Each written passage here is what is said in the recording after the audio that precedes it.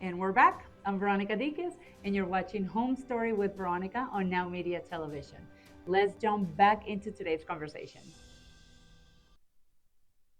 Hey guys, welcome back to Home Story with Veronica. We have talked about first time confidence and strategic selling.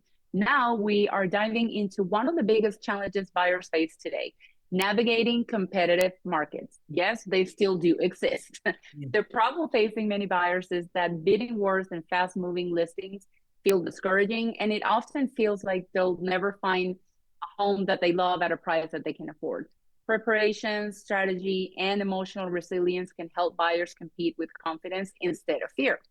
Stephanie, what do you tell buyers who feel anxious because they keep losing out to other offers? Okay, well, again, I start first with making sure I educate them well on what's going to happen. We in my market, we have about 2.3 months supply of homes on the market. A healthy market is 6 months. So I make sure they understand if not another home came on the market and everything's sold that's on the market, it would only take 2.3 months and we'd be out of houses. So to set their expectation that it is really competitive. And then I explain to them how we leverage the offer. There's, probably 10 things, 5 to 10 things that you can do to really give your offer leverage with the seller. And I would say after really the first time a buyer maybe doesn't take everything I say to heart and they Yeah. insist on making an offer that I've told them might not get them what they want, usually after that happens once, maybe twice, it doesn't happen again. Or they decide this is not the market for me to compete in because they do not want to play the game. They don't want to do the bidding war. They're not willing to go above, list price or all the crazy things that people will do to get the home that they Yeah. want. But I would say after that, usually they're like, okay, she was not just trying to get us, she was telling us the truth. And then it's what do you really, really want to accomplish? So I work through those things that allow them to actually have leverage with the offer. And I communicate with the other agent. I mean, oftentimes, we're all trying to do the best thing for our client.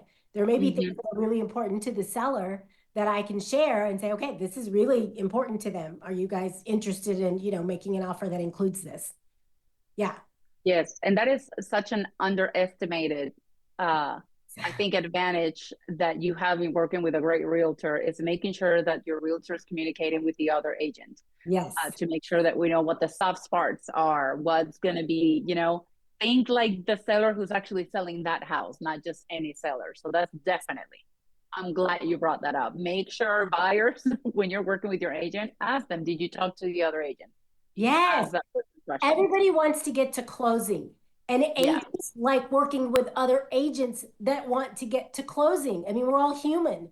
And so having a real estate agent representing you that's got a great yeah, reputation, that, gets deals done, that's huge, especially in a competitive market. That is huge. absolutely. Absolutely. And a good agent can make or break an offer. Yes. 100%. We've Yes. been through it. Oh, yeah. Absolutely. Absolutely. And how do you help buyers prepare in advance so that they can actually move quickly without panicking in a fast moving market? Well, the first thing you got to do is get them pre-approved. When the market's crazy, there are some sellers who don't even want to show their homes unless the buyer is pre-approved. They may ask for that up front. And so getting them pre-approved so that the seller knows they're serious is huge. Yeah, Explaining earnest money, you can leverage an offer with that so that they know you're serious and you're not, looking to back out, of a transaction because you're willing to make, a little bit more of an investment up front. So I think the financing is a really, really big part of it. And then making sure that we have looked at, several different types of properties that they think is going to, meet their expectations and meet their needs and take them back through backflip and that whole buying process. And asking questions before we ever go out there on, area and community. What are you looking for in a neighborhood? Are you really interested in an association? Or are you trying to avoid that? All of those things that are going to make them that much more excited when they find that property and are ready to make that offer and it's competitive.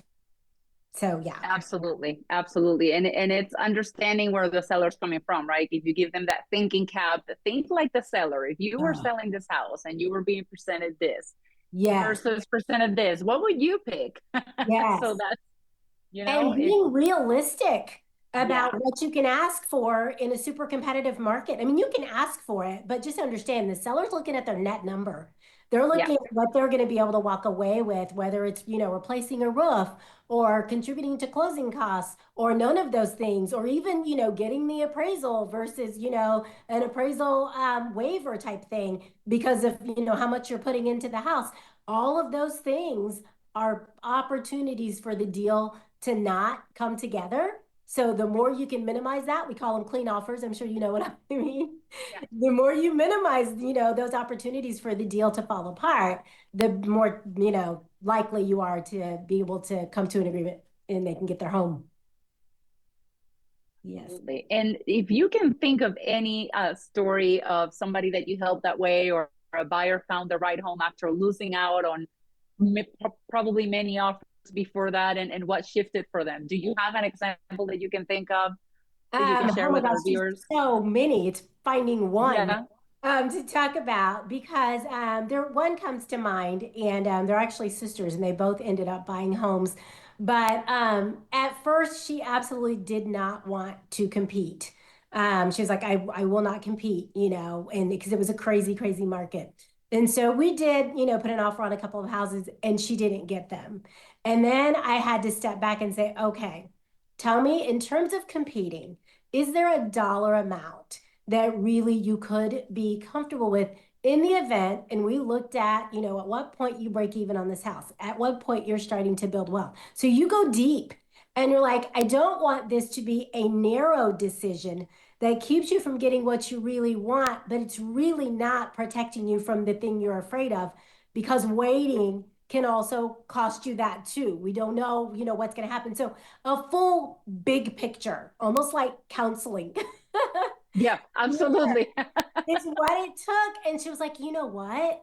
I really didn't think about the fact that, I'm going to have a tax write-off now. And I don't have that now. So I'll have that with my home. And Yeah. I think even daycare, she was going to like be able to do daycare. So there were lots of things that were, and she was like, okay. And so the next house we looked at, and she doesn't live far from me, she loved it. And then her sister bought. And it's been, I hear from her every year. She'll like reach out for some reason. And Yeah, she was so happy with her that's house. awesome. Yeah. So, yeah, it's just making sure you explore everything. Yes. And speaking of that, when somebody goes through that process and maybe you're in a hot neighborhood and it doesn't matter what the market is doing, that neighborhood is always hot and people are always looking. So there's a lot of competition.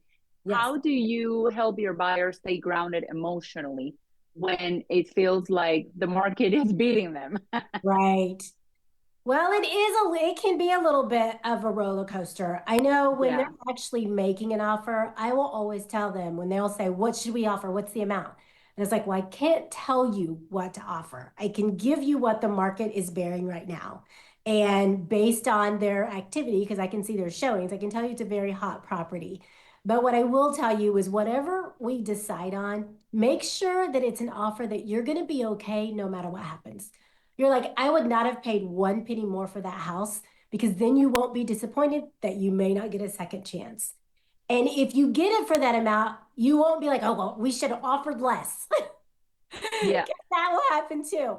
And so I try to help them just kind of stay, balanced with their emotions because you need to be happy. And then it's like dating. Once you get that house, you stop looking. Yeah. You stick with that and you be happy with that. But I think that's so important because it is easy to feel a bit overwhelmed and to feel like the market's beating them. But I think if they stay committed and if it's something they really want and they're willing to do what it takes to get a home in that market, we will find the house.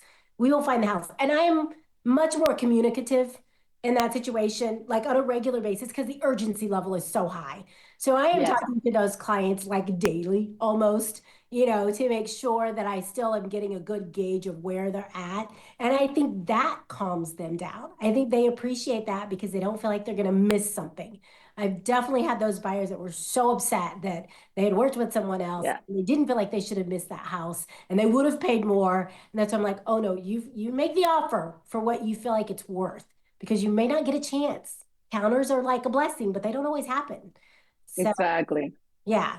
Exactly. And real quick, anything or any creative tactics that you want to share that help whenever it's a competitive market, like escalation clauses, like I don't even want to say personal letters because in my market, no, don't do that. You can't in mine either. They stopped the personal letters because they are They like, stop the no, personal letters. those could go either way in terms of, persuading a seller. So no more personal letters. People can, I think one that really helps because with sellers, the unknown is the inspection, right? And Yes. so when buyers are willing to say, we will not ask for repairs that are more than this or less than this amount and this total, I think that can be really helpful for sellers Absolutely. and give you some leverage. Possession time, giving the sellers a little extra time to be in the Yeah. house. Even being willing to rent it back if that works with your time frame, so the seller doesn't Yeah. have to, look for another place to live. Um, Again, depending on what you're putting down, you may be able to get an appraisal waiver if you're okay with that. Another thing that kind of can slow the deal down, the appraisal and the inspection. So those are all Yes. things in addition to the escalation clause, offering, more than list if that's something that you're interested in doing. We just put everything on the table, but all of those things and talking to the agent to find out if there's something you're missing. Yes. Huge. Absolutely. Yeah. Absolutely.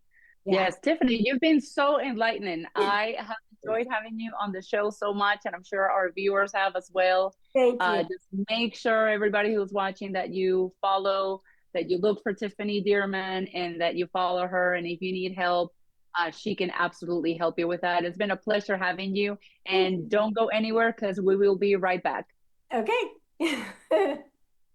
We'll be right back with more stories, strategies, and inspiration to help you write your next home chapter. This is Home Story with Veronica on Now Media Television.